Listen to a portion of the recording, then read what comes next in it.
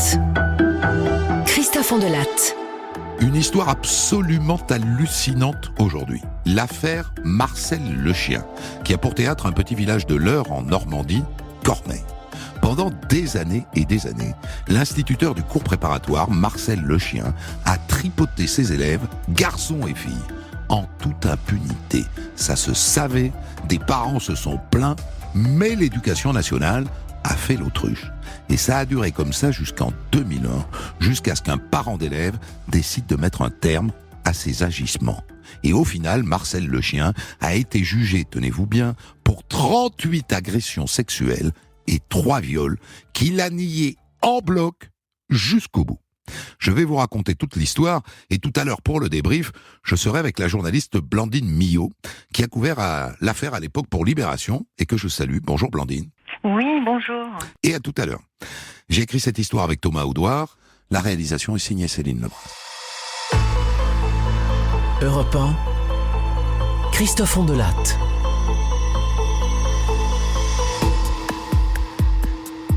C'est fou. C'était il y a 20 ans et c'était un autre monde. La société française a beaucoup changé en 20 ans. Elle a ouvert les yeux. Elle ne tolère plus les messieurs qui tripotent les petites filles ou les petits garçons. En vérité, elle ne les a jamais tolérés, mais longtemps elle a fermé les yeux. Elle a regardé ailleurs. C'est fini, tout ça. Alors considérons cette histoire comme un fait divers, mais aussi comme un morceau d'histoire contemporaine.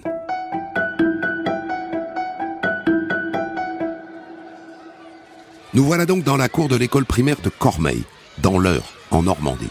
Un tout petit village, un peu plus de 1000 habitants. Un matin de 1996, 2 mamans viennent voir la directrice.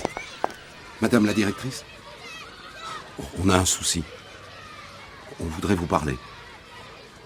Dites-moi. De quoi s'agit-il? Vaudrait mieux qu'on parle dans votre bureau. Vous voulez bien? Asseyez-vous, je vous en prie. Alors que se passe-t-il? Voilà. C'est Dimitri. Depuis 3 jours, il dormait plus, il mangeait plus. Vous savez ce qu'il a fini par me dire? Que monsieur Le Chien l'avait mis sur ses genoux. Et il lui avait touché le zizi. Bien.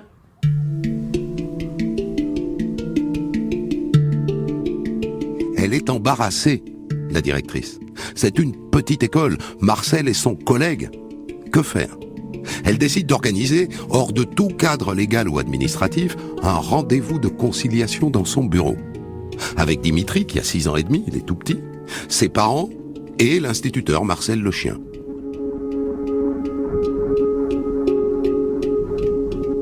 Et voilà comment il se dépatouille des accusations du petit garçon. Écoutez, moi vous savez comment je suis avec les gosses. Je les prends sur les genoux. C'est surtout de l'affection, hein, pas plus. Des attouchements, des choses comme ça. J'ai jamais eu ça dans ma classe. De l'affection. Mais vous vous foutez de ma gueule? C'est quoi que vous appelez de l'affection? Je les ai juste pris sur les genoux, je vous dis. Écoute Marcel, t'arrêtes avec ça, hein? Tu prends plus les petits sur tes genoux, ok? C'est fini ça. Et voilà. L'incident est clos, circulé. Il n'y a plus rien à voir. Et quelques mois plus tard, ça recommence. Allô? Oui, bonjour. C'est Madame Quesnay. Je suis la maman de Julie qui est dans la classe de Monsieur Le Chien. Oui, Madame Quesnay. Que se passe-t-il?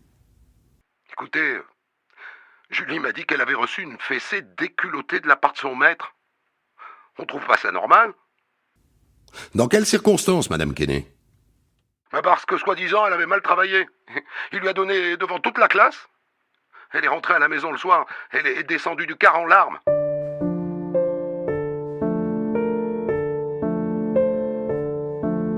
Et là, la directrice a un éclair de lucidité. Elle prévient l'inspecteur, son inspecteur pédagogique. Et l'inspecteur envoie une psychologue scolaire dans la classe de Monsieur Le Chien. Pas longtemps, une matinée. Elle rencontre les 2 enfants qui ont porté des accusations contre leur maître, Julie et Dimitri, et elle leur fait faire de petits dessins.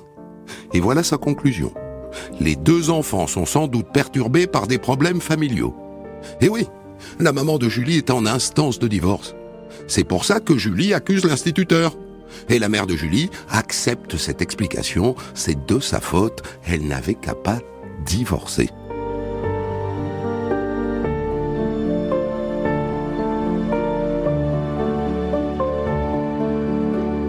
Une chose importante, elle ne sait pas que Dimitri s'est plaint lui aussi. Et les parents de Dimitri ne savent rien de la fessée cul nu.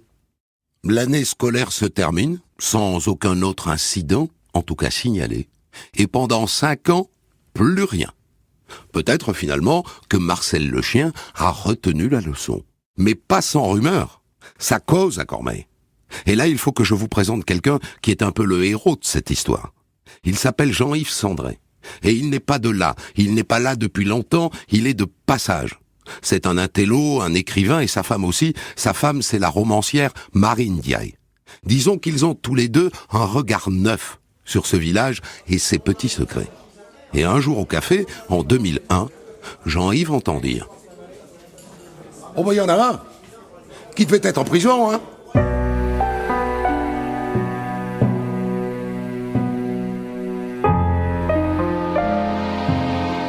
Il demande qui ?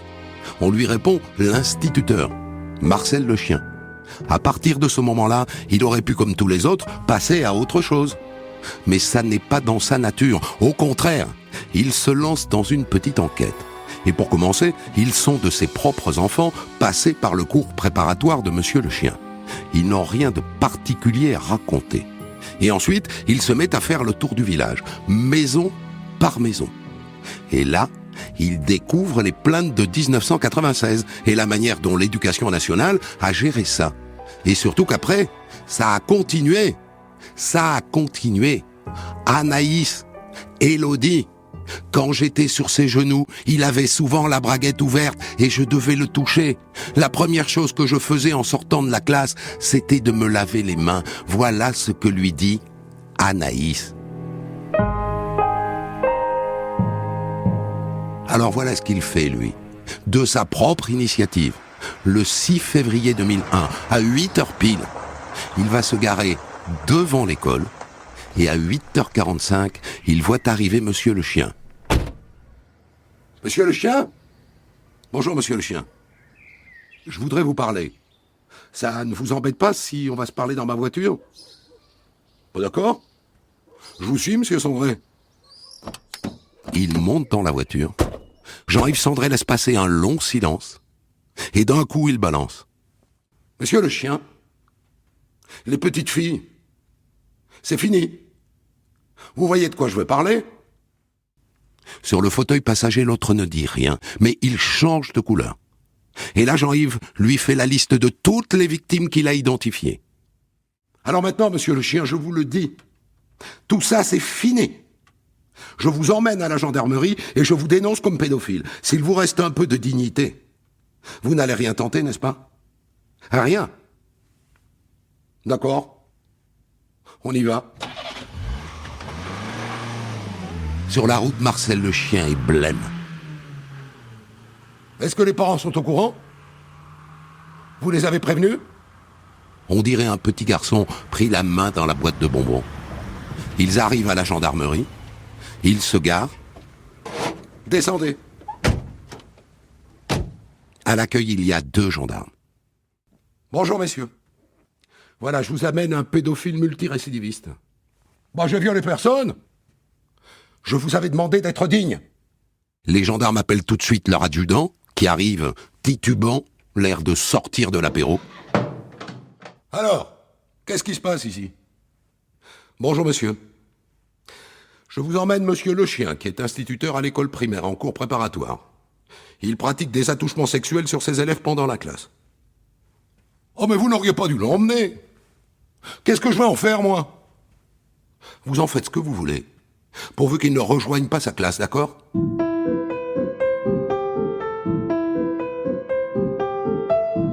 Et là, vous n'allez pas le croire. Les gendarmes interrogent Marcel le chien pendant 12 heures d'affilée, et le soir, ils le laissent rentrer chez lui. Peinard. C'est sacrément risqué, parce que il peut s'enfuir, il peut se suicider, il peut faire disparaître des preuves. Mais le dossier est confié à la brigade de recherche d'Évreux, et le lendemain, Le chien est finalement placé en garde à vue. Pendant ce temps, Jean-Yves et sa femme ont battu le rappel des victimes. 7 familles viennent porter plainte à la gendarmerie. Et les gendarmes perquisitionnent chez lui. Ils ne trouvent rien. Et ensuite, son interrogatoire commence. Et pendant des heures, il ne lâche rien. Vous ne parlez pas, vous n'avez rien à dire. Alors pourquoi est-ce que vous avez suivi Monsieur Sandré jusqu'ici, à la gendarmerie? Je suis venu par curiosité. On le colle dans une cellule pour la nuit, et le lendemain matin à 8h, ça recommence. Et là, il capitule. Bon, j'ai réfléchi, c'est vrai. J'ai pu pratiquer des attouchements sur certains élèves. Vous pourriez me dire précisément quel geste, monsieur le chien, et sur quels enfants? C'est pas facile. Bon. J'ai caressé le sexe de la petite Anaïs, de Mélissa, et aussi d'Élodie. Quand? Pendant la classe. Sur mes genoux, quand j'étais assis derrière mon bureau. Vous ressentiez du plaisir, monsieur le chien? Je pense pas. Enfin, peut-être que si, puisque je l'ai fait. Peut-être que je faisais ça aussi pour donner du plaisir à l'enfant. Un peu plus tard, il reconnaît s'être fait pratiquer une fellation, une fois. Et il finit par dire « Je regrette.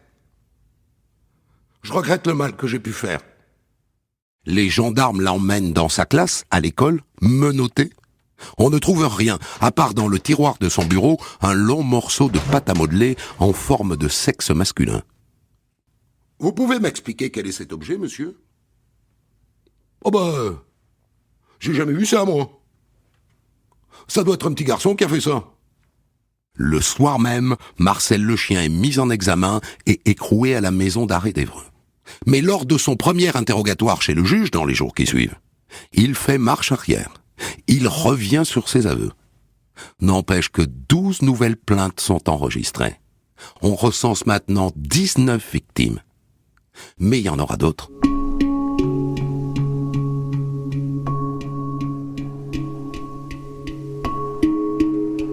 Et à Cormeilles, c'est simple. Tous les enfants nés entre 1983 et 2001 ont eu Marcel le chien comme instituteur de cours préparatoires. Tous!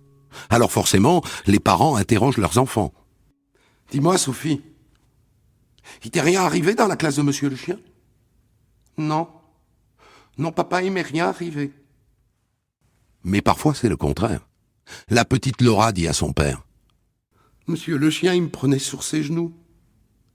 Il me faisait toucher son zizi. Il me touchait la nénette souvent. C'est sûr ce que tu dis, ma chérie? Laura, faut pas rigoler avec ça, hein. C'est grave ce que tu dis. T'es certaine?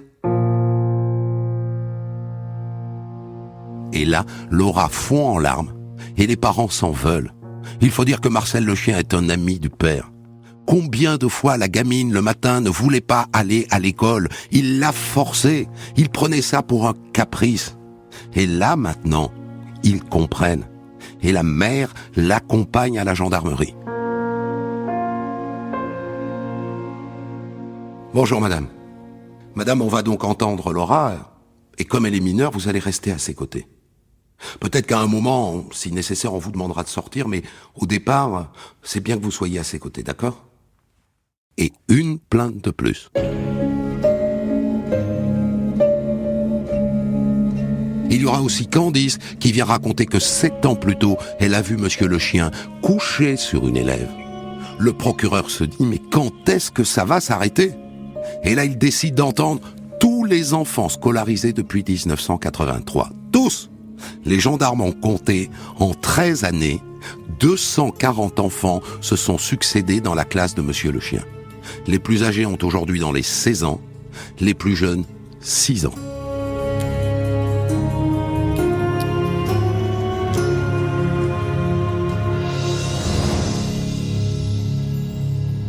Pour recueillir leurs témoignages, il est décidé de créer une cellule spéciale, que le procureur baptise Mineur 27. Et il réunit tous les parents au théâtre de Cormeilles, pour leur expliquer comment ça va se passer. Contrairement à ce qui a pu se faire jusqu'à maintenant, nous allons les interroger seuls. Les gendarmes qui mèneront les interrogatoires ont été formés à l'écoute des enfants. Ils poseront des questions assez larges. Il n'y aura pas de prise de notes, il n'y aura pas de procès verbal. Tout sera filmé par une caméra discrète que les enfants ne verront pas. Mais vous pourrez suivre cet interrogatoire de vos enfants sur un écran. L'avantage de ce système, c'est que vos enfants n'auront plus à témoigner par la suite, notamment dans la perspective d'un procès. Et si on ne souhaite pas que les enfants témoignent? Je suis désolé, il n'y aura pas d'exception. Tous les enfants seront auditionnés.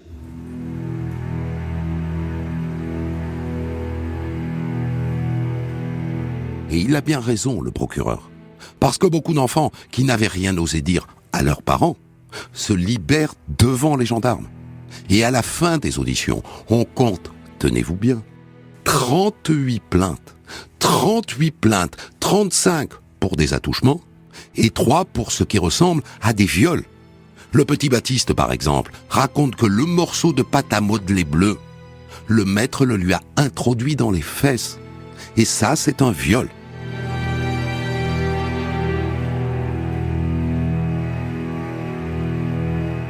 Je ne vais pas lire, bien entendu, la totalité des accusations qui sont portées par ces gamins, mais en voici tout de même quelques-unes. Pour avoir des bons points, je devais toucher le zizi du maître. Il a mis ma main sur son pénis, il était mou et après ça gonflait. Monsieur le chien m'a demandé de toucher son sexe pendant la récréation. Et le juge ressort aussi les signalements de 1996. Vous vous souvenez? Dimitri et Julie. On ne les avait pas crus. La directrice s'était contentée de demander à Marcel le chien de ne pas recommencer, de ne plus prendre des enfants sur ses genoux. Et une psychologue avait estimé que Julie mentait à cause du divorce de ses parents. Eh bien, 5 ans plus tard, la directrice et l'inspecteur qui avait géré ces signalements, qui est pourtant à la retraite, sont mis en examen, tous les deux. Assez vite, ils sont blanchis. Parce que la loi, en 1996, n'obligeait pas l'encadrement à signaler à la justice ce genre de dérapage. Ça a changé depuis. Mais à l'époque, ça n'était pas le cas. L'instruction a duré 3 ans. À la fin, on compte 44 plaintes, dont 3 plaintes pour viol. Et maintenant, il est temps de juger Marcel le chien, dont on découvre qu'il sera défendu gratuitement, oui monsieur, par la Fédération autonome de solidarité. C'est un organisme qui défend les enseignants à la seule condition qu'ils se disent innocents. Quand vous savez qu'un bon avocat dans un dossier aussi complexe peut coûter jusqu'à 100 000 €.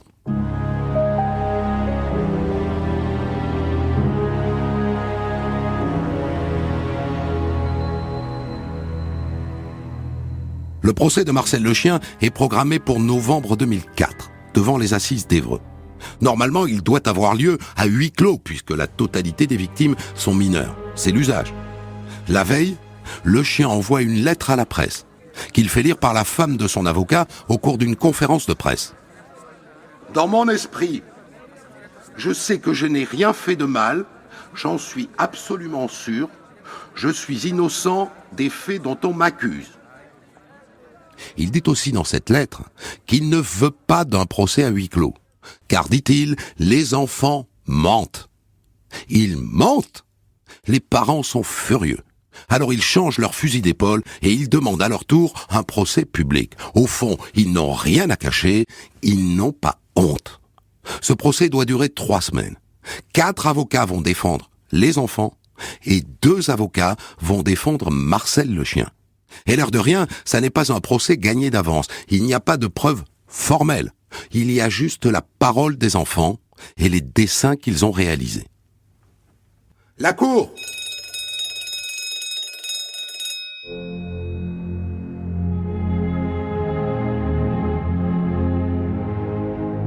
Les petites victimes sont là, serrées les unes contre les autres sur les bancs des parties civiles. Les plus vieux ont 30 ans aujourd'hui, ce sont de jeunes adultes. Les plus jeunes ont 10 ans et sont encore enfants. Dans son box, Marcel le chien évite leur regard. La petite Anaïs est la première à témoigner. Elle tient la barre à 2 mains. Elle raconte en le regardant, droit dans les yeux.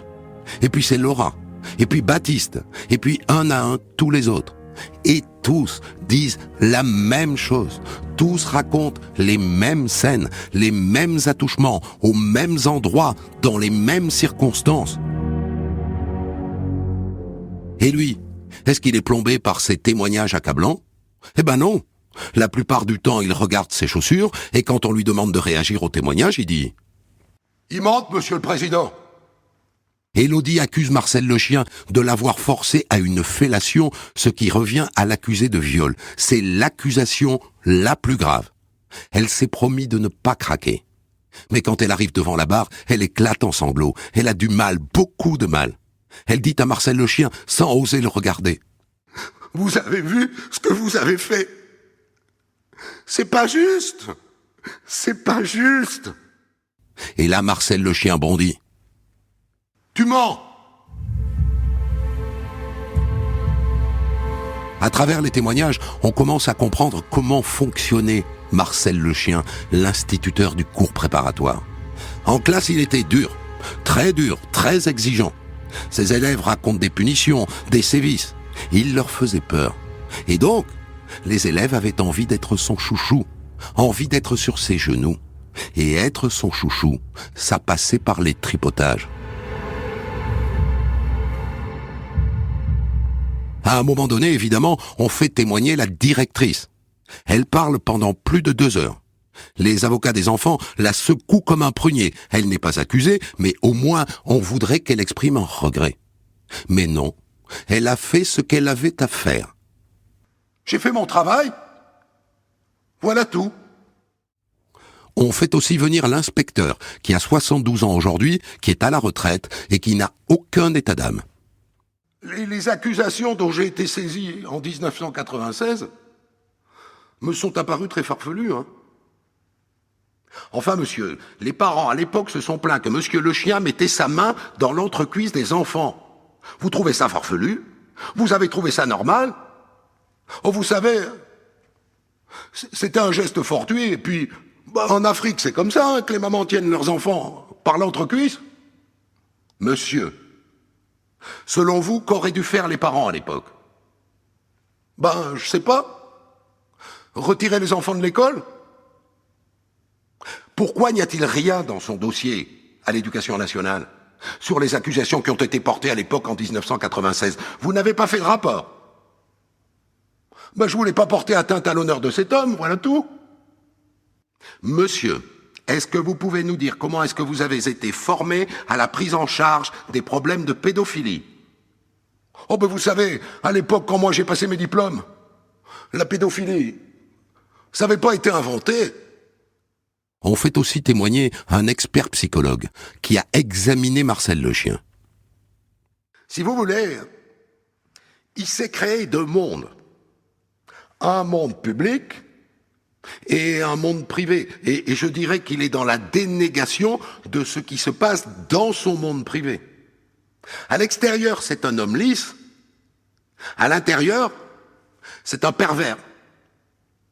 Je dois dire que ce type de personnalité qui n'admet pas être malade est en général assez peu accessible aux soins. Vous comprenez ? Le seul remède me semble être la mise à l'écart. Parce qu'il y a un risque, il y a un risque de réitération ou de récidive, si vous voulez. La fin du procès approche. Et on ne voit pas bien comment, malgré ses dénégations, Marcel le chien peut sauver sa peau. Et pourtant, il va essayer.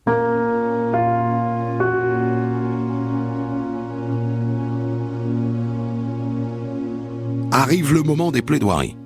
L'avocat général plaide en premier, il réclame 15 années de réclusion criminelle.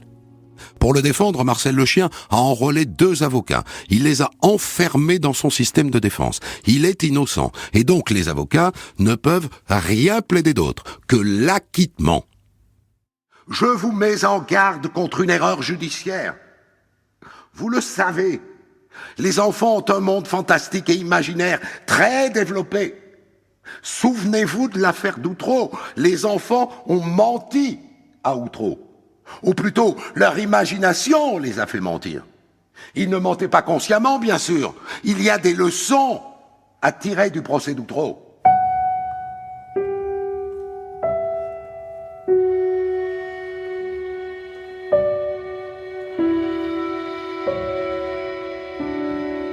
Terrible stratégie de défense.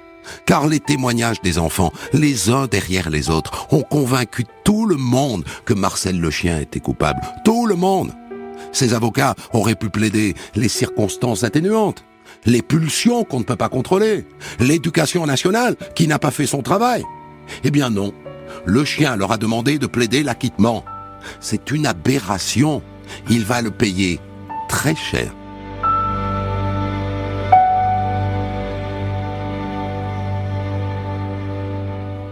Au moment du verdict, tous les anciens élèves de Marcel le chien s'entassent aux 3 premiers rangs de la salle d'audience, juste en face de lui, serrés les uns contre les autres. Monsieur le chien, la Cour vous condamne à 15 ans de réclusion criminelle. Vous pouvez emmener le condamné, l'audience est suspendue.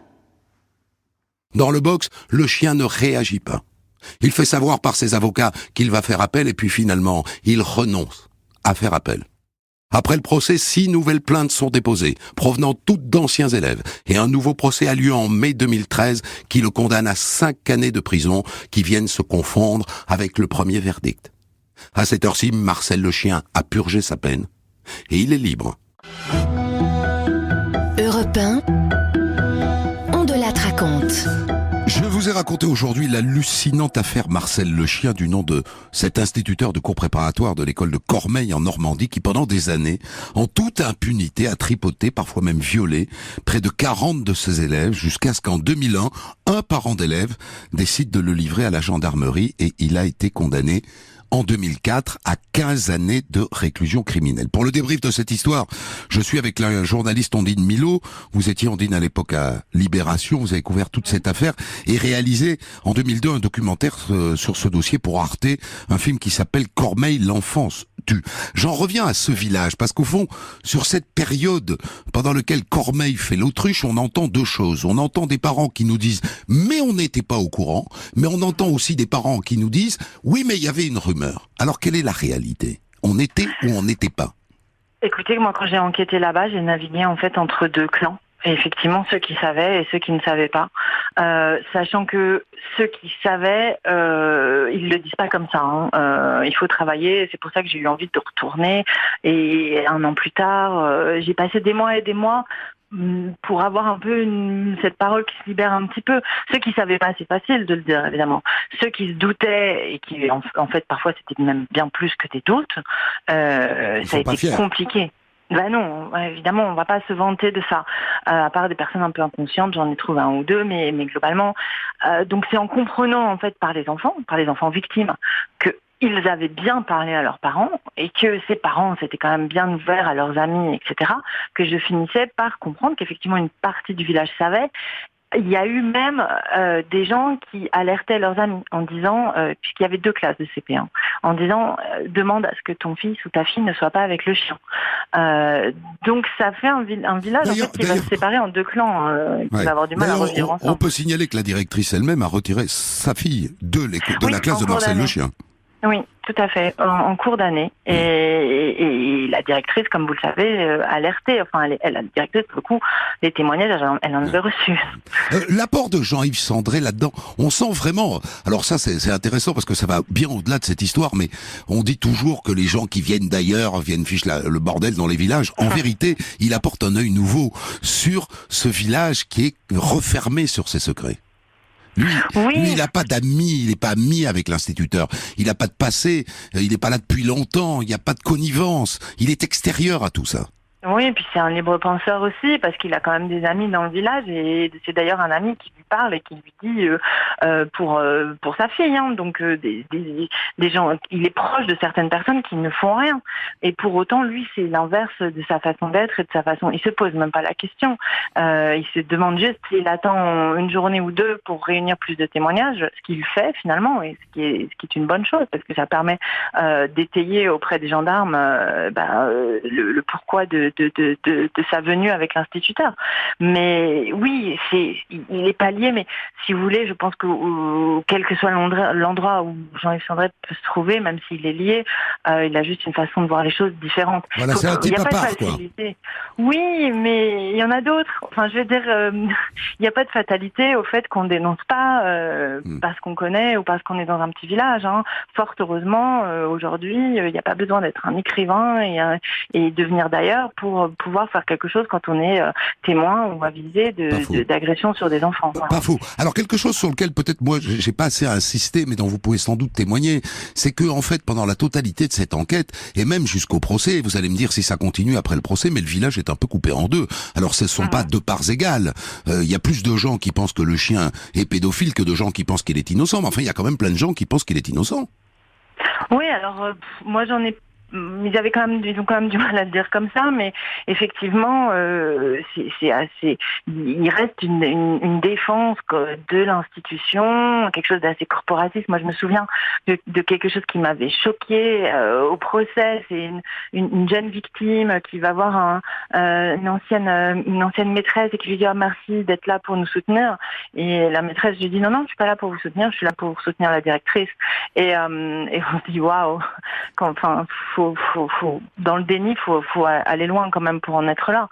Mais effectivement, il y a des personnes pour qui le déni est essentiel, pour qui absolument nier la violence, nier sa proximité est essentiel et ils viendront jamais admettre. Ouais, c'est vrai. C'est quand même dingue que Marcel Le Chien ait été défendu gratuitement par cet organisme, la Fédération Autonome de Solidarité, qui par principe défend tous les enseignants gratos. Oui, ce qui est surtout dingue, je suis complètement d'accord avec vous, c'est qu'ils nous défendent, mais ils leur disent on ne vous défend que si vous êtes innocent. Donc au fond, ils les poussent.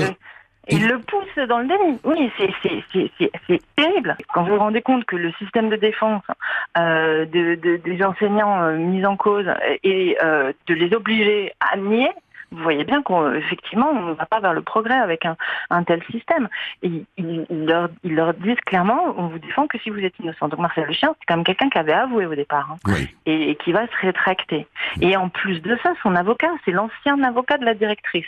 Donc c'est sûr qu'il va pas non plus, du coup, expliquer que la protection de sa hiérarchie l'a encouragé à continuer. Ce qui, de fait, est évident dans cette histoire. Mais il va pas le faire, puisqu'il est défendu par celui qui défendait aussi la directrice. Donc, c'est tout un système qui empêche d'avancer.